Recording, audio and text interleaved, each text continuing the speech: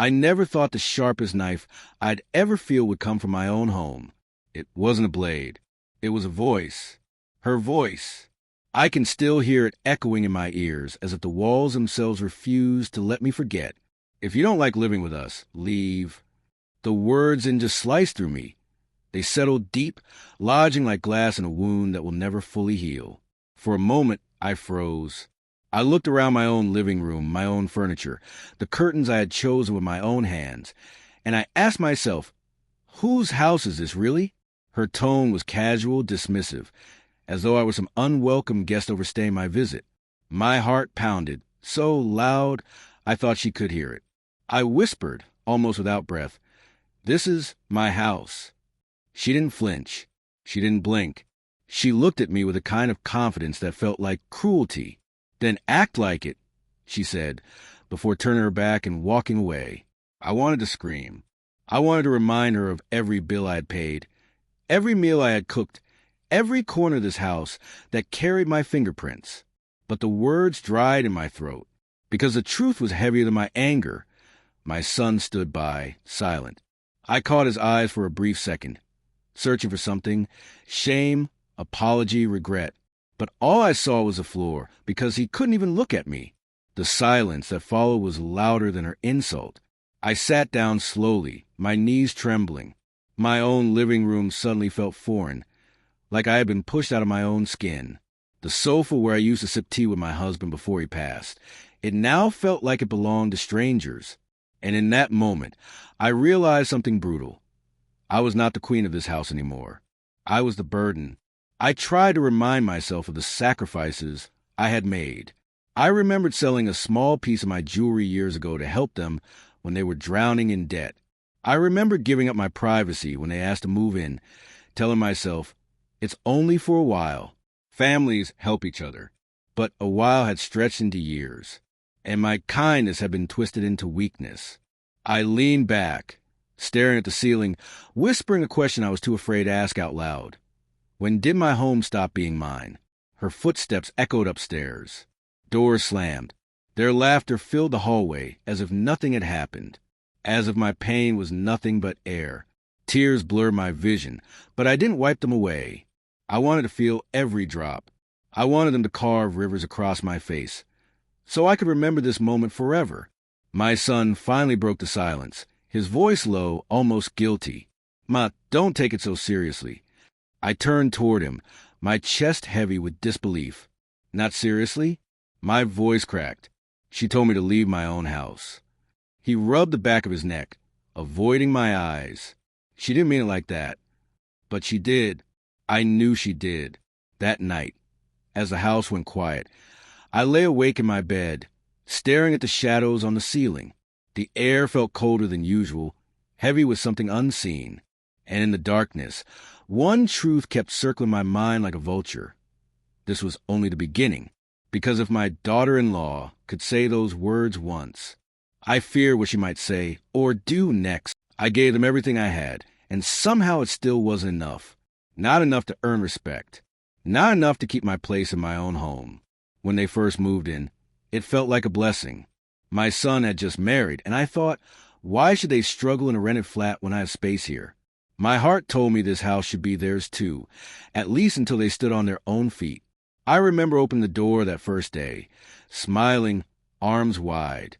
The house smelled of fresh paint because I had repainted the guest room for them, wanting it to feel new, welcoming, theirs. She stepped inside with polite gratitude, her eyes scanning every corner like she was already imagining how she might change it. My son looked relieved, thankful. I told myself I was doing the right thing. But generosity has a strange way of turning sour when it is never acknowledged.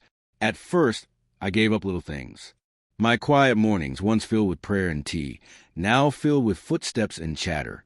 The kitchen I kept in perfect order now smelled of spices I didn't recognize, pans stacked carelessly, plates left soaking in the sink. I said nothing. It's their home, too, I whispered to myself. Then it was my privacy. My late husband's study, a place sacred to me, slowly became their storage room. Boxes stacked over his old desk, his books pushed aside, his memory buried under their clutter. When I asked gently, if they could keep the room neater. She smiled thinly and said, "We'll handle it, don't worry." But the room only grew messier. I started noticing how I adjusted myself to them, not the other way around. I turned the volume of the television down because they found it too loud. I stopped using the living room in the evenings because that's when they like to sit there. One night, I tried to sit with them just to share the space, and she looked up from her phone and said, "Oh, we were just having some private time." I nodded, smiling as if it didn't sting, and quietly left. My own living room, my own house. The savings I once guarded for old age also slipped away piece by piece.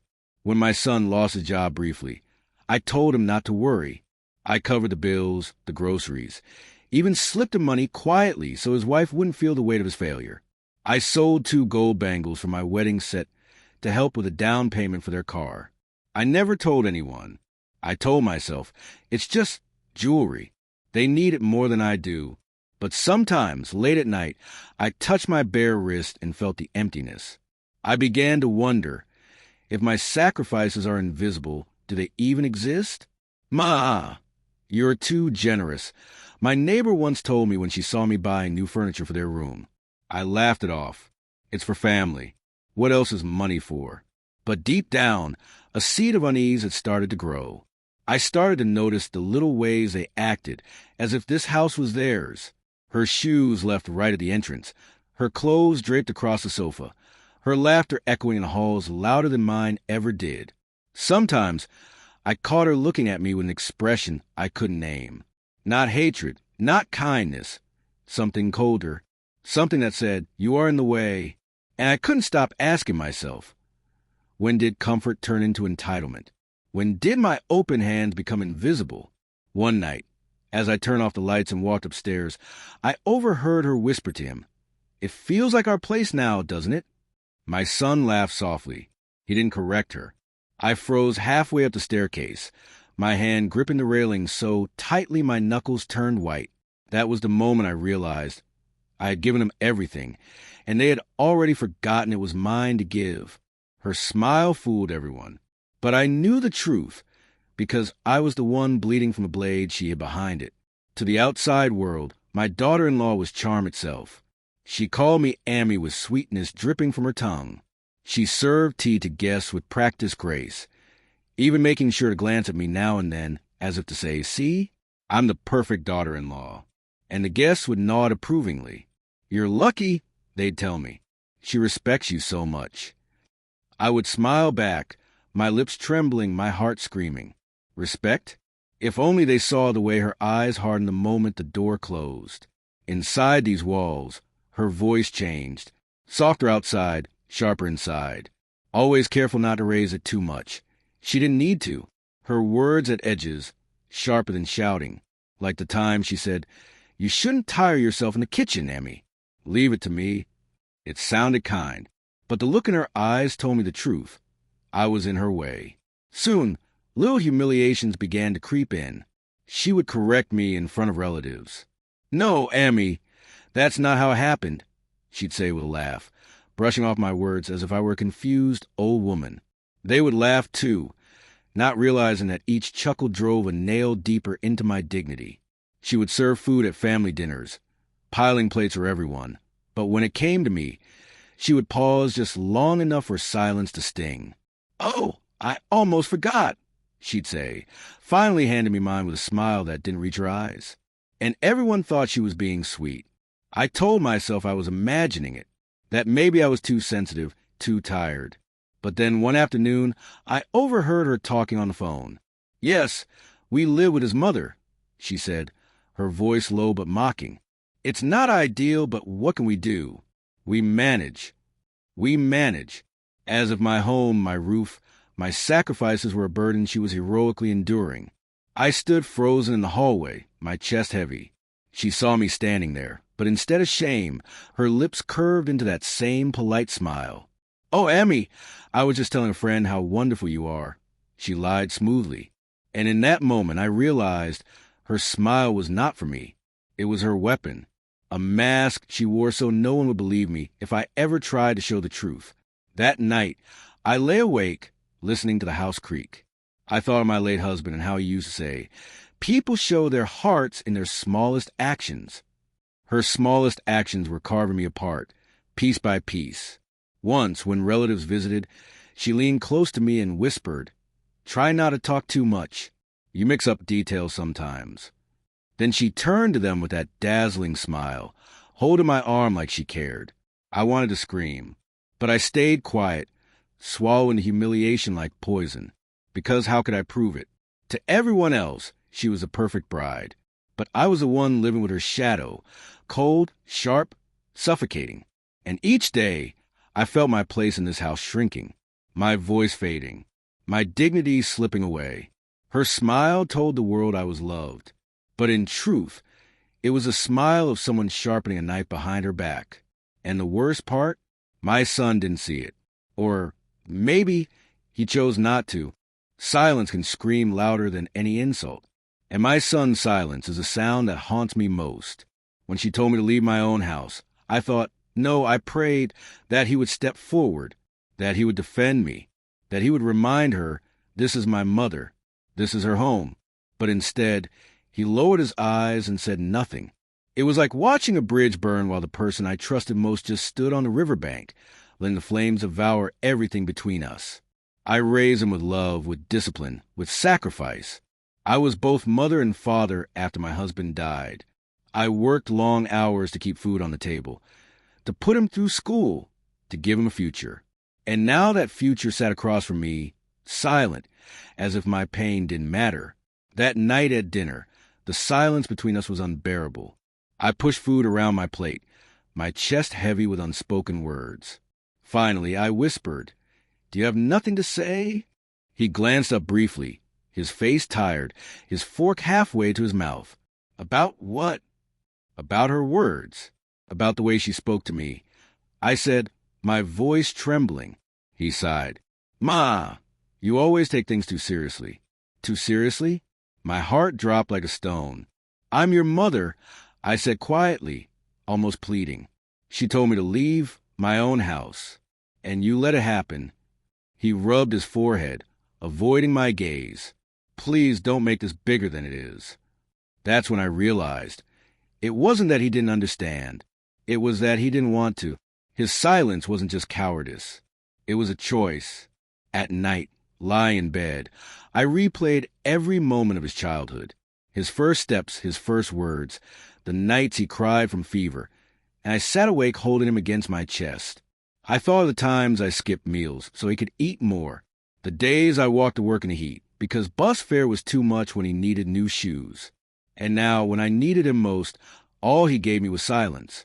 The silence became a wall between us. Even when we shared the same room, I felt alone.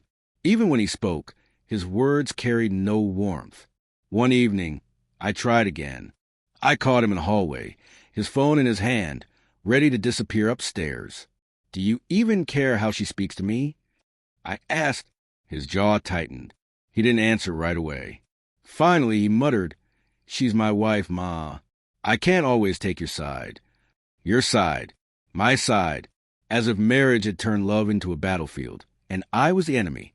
I swallowed the ache in my throat. And what about me? Don't I matter? He looked at me then, but only briefly. His eyes flickered with something.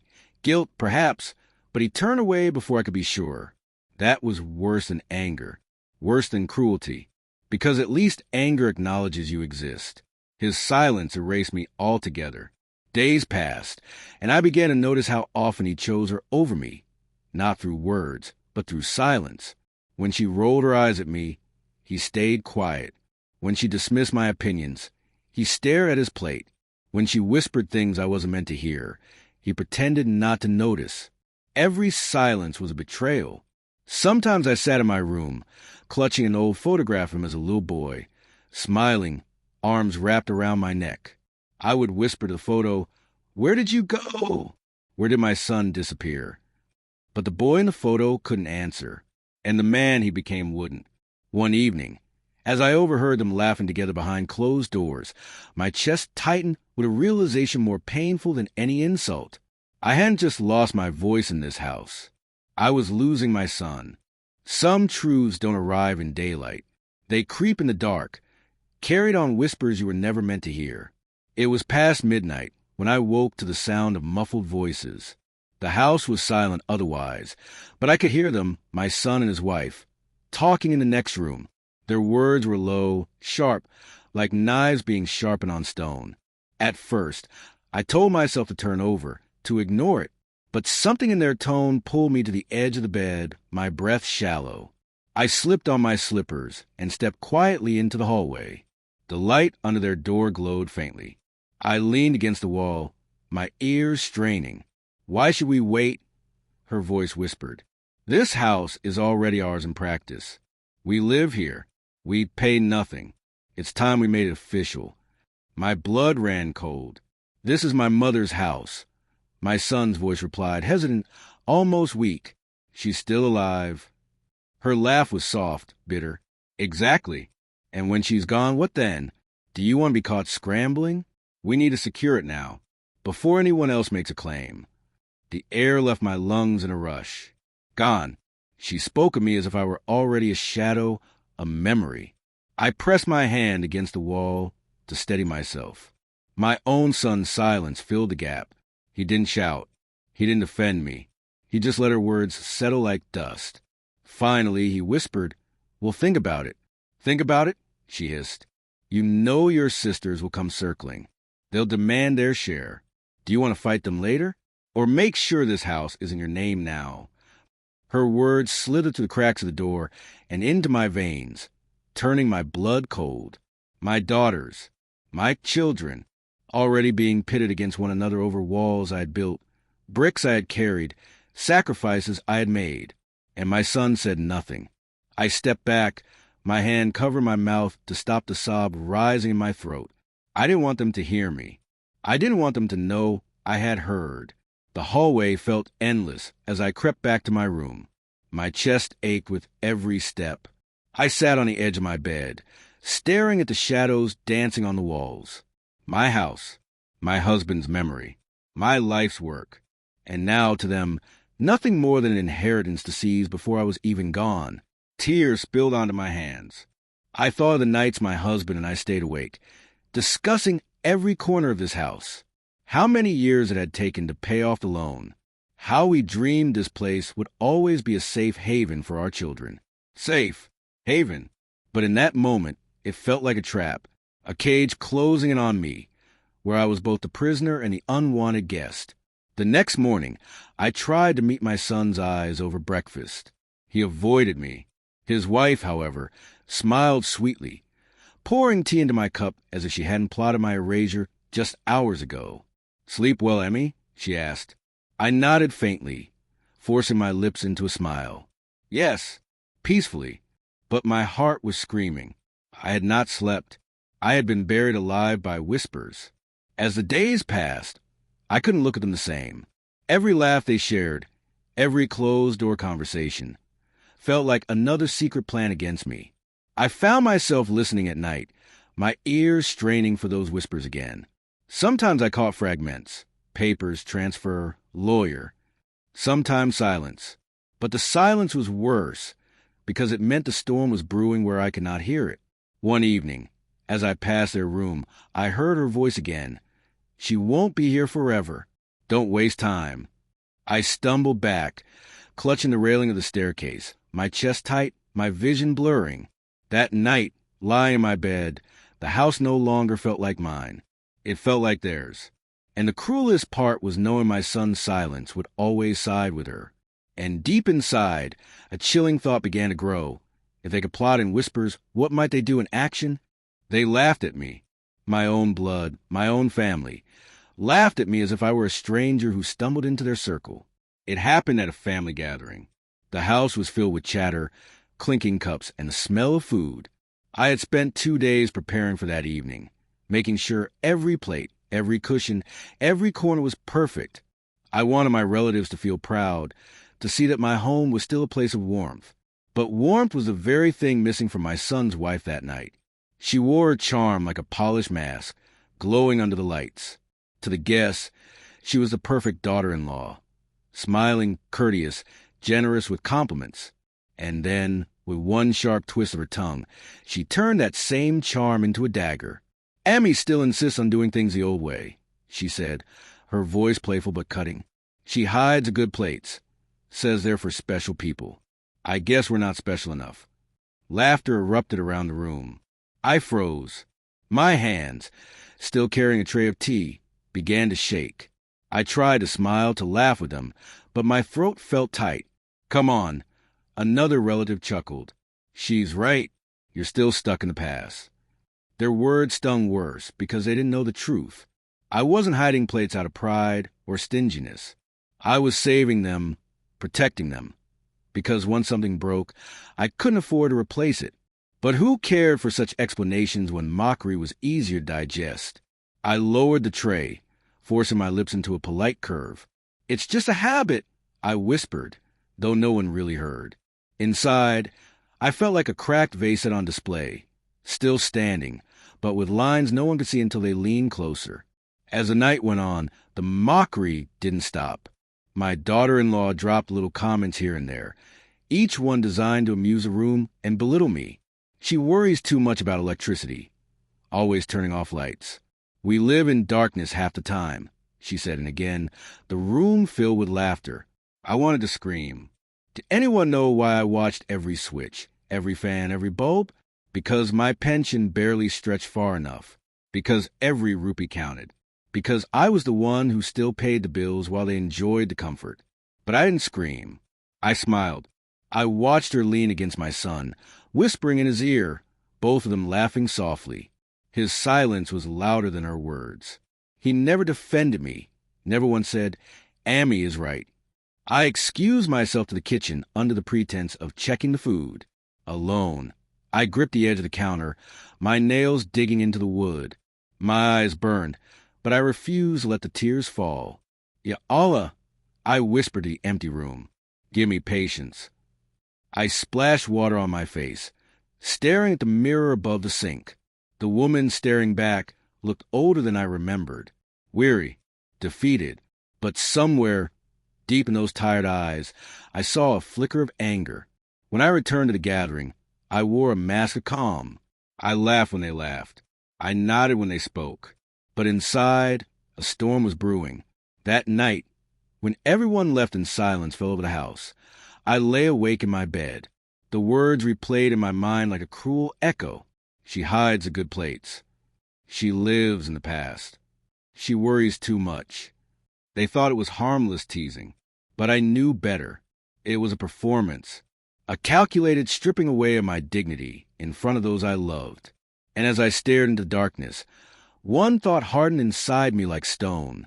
If she could humiliate me in public, then what she planned in private would be far worse. My hands trembled the moment I saw the envelope.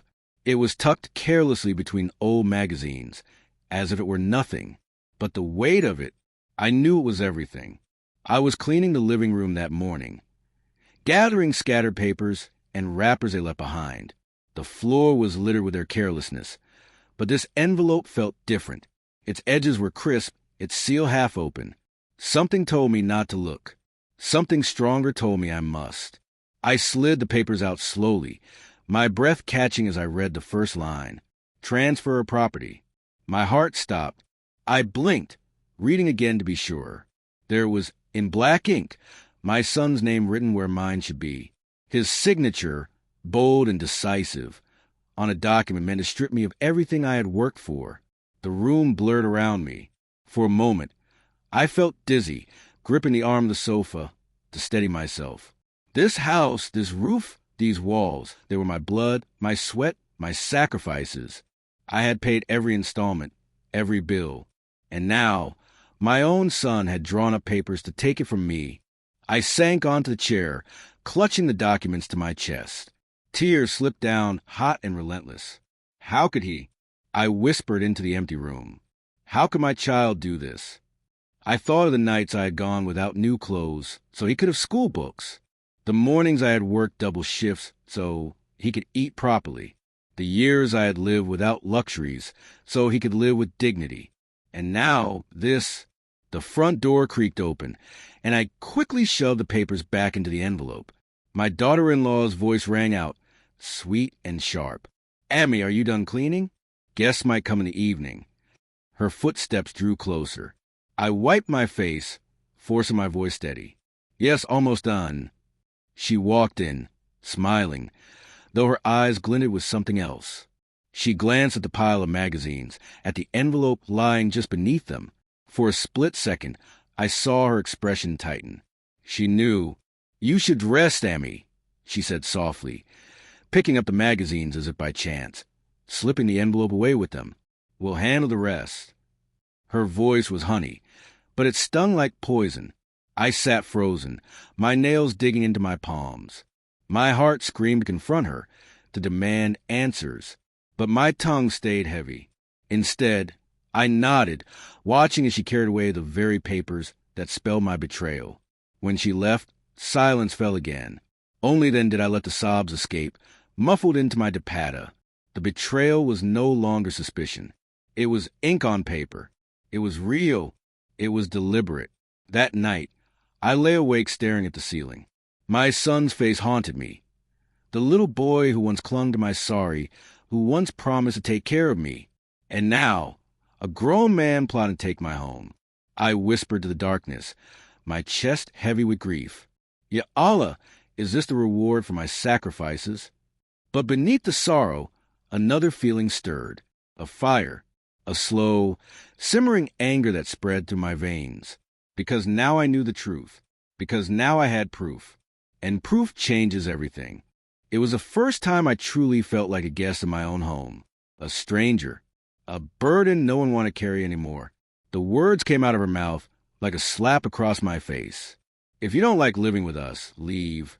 Leave? In this house where every brick was built on my sacrifices? Leave, when I was the one who kept the roof from caving in all these years. I stood there frozen, the plate of food I had been carrying trembling in my hands. I had cooked for them, cleaned for them, given them shelter without asking for a single rupee. And this was the thanks I received. Leave. I repeated softly, my voice almost breaking. She didn't flinch. She stood tall, her arms crossed, her eyes blazed with confidence that didn't belong to her. Yes, Amy, she said coldly. If you don't like how things are, the door is right there. Nobody is stopping you. My son sat in the corner of the living room, his eyes downcast.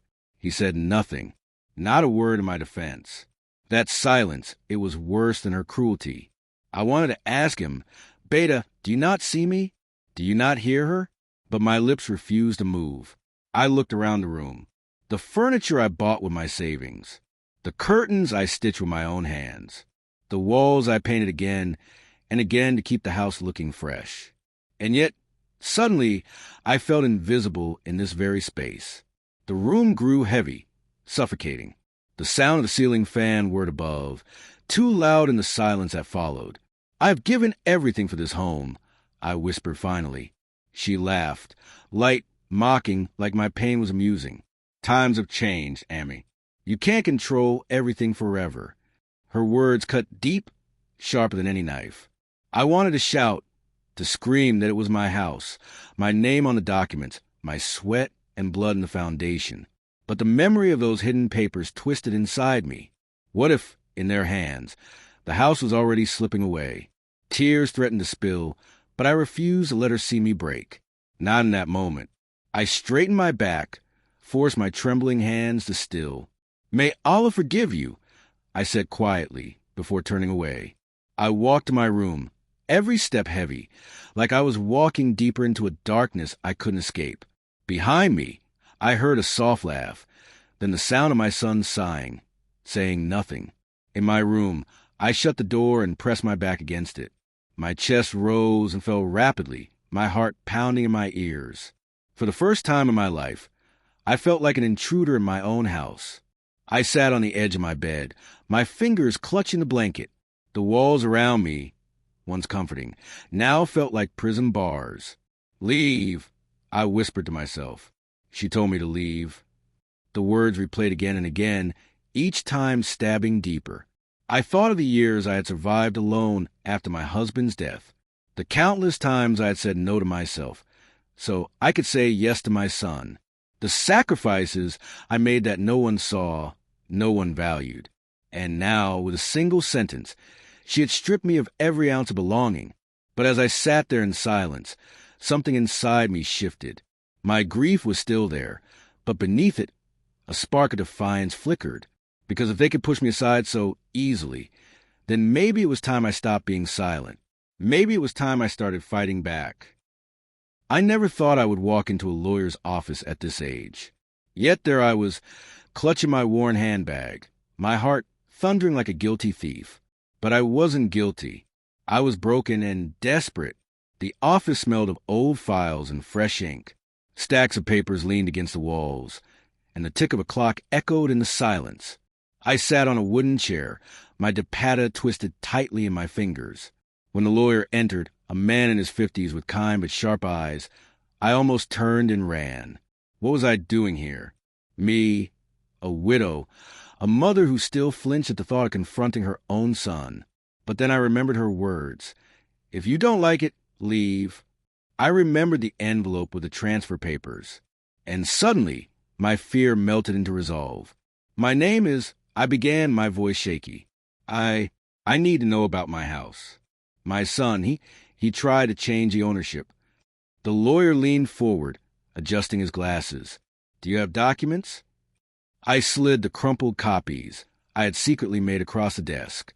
He scanned them quickly, his brows knitting. This is not valid without your signature, he said firmly. He cannot transfer what is yours. The property is under your name, correct? Yes, I whispered, for years, since my husband passed. Then no one can take it from you without your consent. The words hit me like light piercing through clouds. I blinked, stunned, as if waiting for him to take them back. You mean they can't throw me out? He shook his head. No, legally, you're the sole owner. If they try, the law protects you. For the first time in months, maybe years, I felt my chest expand with something other than sorrow. Relief, strength, a spark of power I thought I had lost forever. I pressed my hand to my heart, my voice trembling. Alhamdulillah. But then, fear crept in again. What if they tricked me? What if they forced me to sign something? The lawyer's voice turned stern. Do not sign anything without advice. And keep your documents safe. That is your weapon. Weapon. The word echoed inside me. I, who had always fought battles with patience and silence, now had something stronger. I left the office with my steps firmer than when I had entered. Outside, the street was noisy, cars honking, vendors shouting, but in my ears there was only one sound, my own heart beating with renewed determination. The sun was setting, casting long shadows across the road. For the first time in a long time, those shadows did not frighten me. I walked through them, holding my bag tightly, my face lifted to the fading light. At home, when I placed the papers back in their hiding place, I looked around my room differently. These walls were mine. This roof was mine. And no cruel words, no hidden schemes, no silence from my son could erase that truth. I sat by the window, listening to the muffled sounds of laughter from the living room. My daughter-in-law's voice rose above the rest, cheerful, confident. But this time, her voice didn't pierce me, because now I had knowledge. I had proof, and knowledge is power. Still, a chill ran through me. They didn't know yet what I had discovered, and when they did, the real battle would begin. I never thought grief could feel heavier than death, but it does, because when someone dies, you bury them once. When your child betrays you, you bury them every single day. I sat alone in my room, the documents safe in my cupboard, the lawyer's words echoing in my mind. No one can take this house from you. Legally, I was protected, but my heart was unprotected, bleeding from wounds I never imagined my own son could inflict.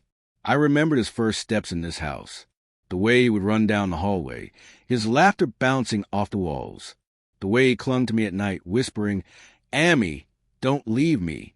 And now, he was the one leaving me, not with his feet, but with his silence, with his loyalty tied to someone else, someone who saw me as an obstacle, not a mother. I tried to eat dinner that night, but every bite turned a stone in my throat. I heard their laughter in the other room, his voice mingling with hers, light, easy, careless. My son, my only son. I whispered to myself, where did I go wrong? The memories came flooding back. The sleepless nights I spent at his bedside when he was sick. The coins I saved secretly to buy him small toys. The years I told myself, it doesn't matter if I suffer, as long as he smiles. But what about my smile? Did he ever see it fade? Did he ever care? Tears blurred my vision. I pressed my hands against my face, rocking slightly on the edge of my bed. I wasn't crying for the house, or for the humiliation, or even for the harsh words thrown at me. I was crying for the little boy I once held in my arms, the boy who was gone forever. In the silence of the night, I prayed, Ya Allah, return his heart to me, or give me the strength to live without it. The air felt heavy, pressing against my chest. My grief was not the kind that screamed or broke things. It was a kind that quietly suffocated, slowly draining the life out of me. Sometimes I wondered if he even noticed. Did he see the lines on my face deepen? Did he hear the exhaustion in my voice? Or had I become invisible, just a shadow moving around his house? Even though it was mine, I thought about confronting him, holding the papers before his eyes, asking, Beta, why? Why would you do this to me? But I knew what would happen. He would look away. He would stay silent. And his silence would break me all over again. A mother can forgive 1,000 mistakes. But how do you forgive a child who chooses silence over truth? I pulled the blanket over me that night, though the heat was unbearable. I needed something to shield me, even if it was only fabric. The loneliness clawed at me, louder than their laughter in the next room. I realized then that I wasn't just grieving my son. I was grieving the life I thought I had built, the love I thought would protect me in my old age. It was all an illusion, and illusions are harder buried than bodies. But as I closed my eyes, one thought pierced through the fog of my sorrow. Grief can break you, but it can also sharpen you. And maybe, just maybe, my grief was preparing me for war. I had cried enough tears. Grief had weighed me down for months. But that morning, when I stood in the lawyer's office again, I felt something shift. I was no longer a broken mother. I was a woman reclaiming what was hers.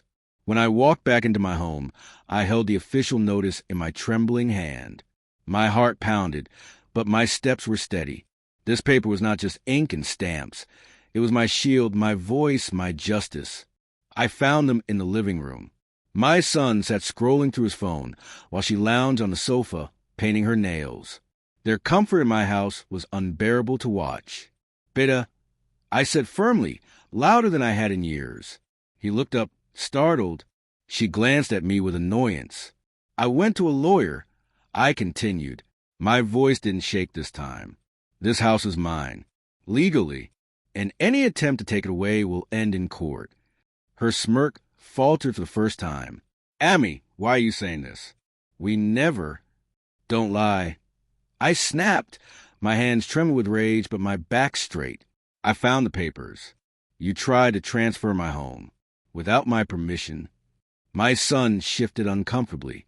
His lips parted as if to speak, but no words came. Say something.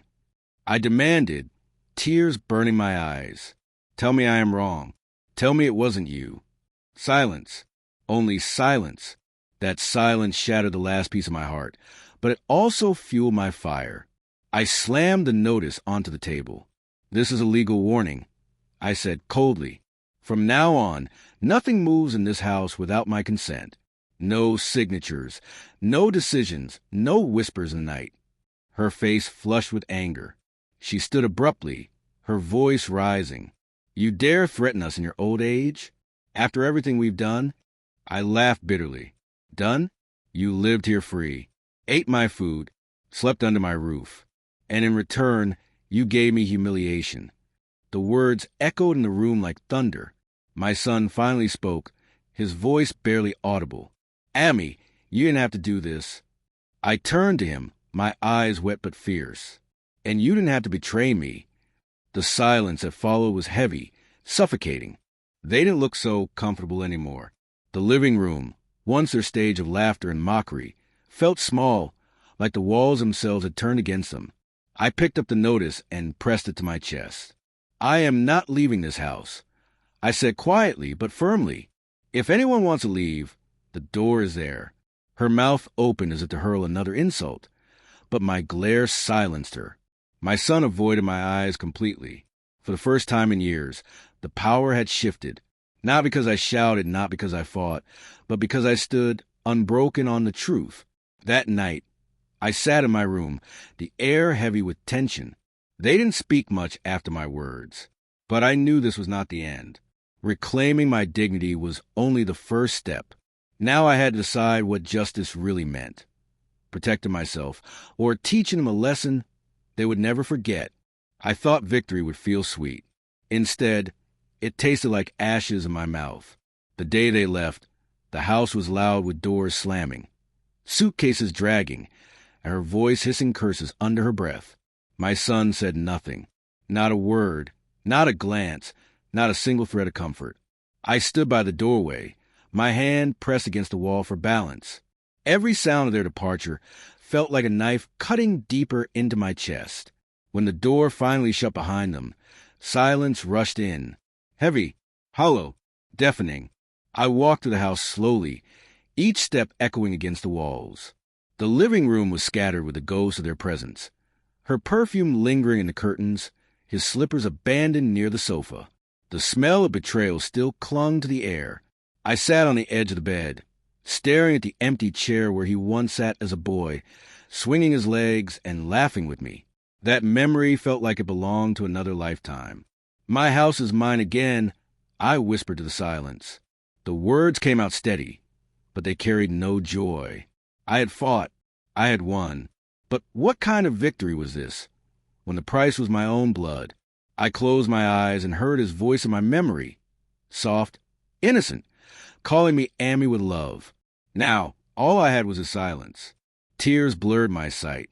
I pressed my palms against my face, rocking back and forth. I protected myself. I murmured, but I lost my son.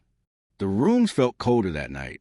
My footsteps echoed like I was walking in someone else's house. The walls, though mine, seemed to mourn with me, and in that loneliness, one question clawed at my heart. What is the worth of winning a house when I no longer have a home?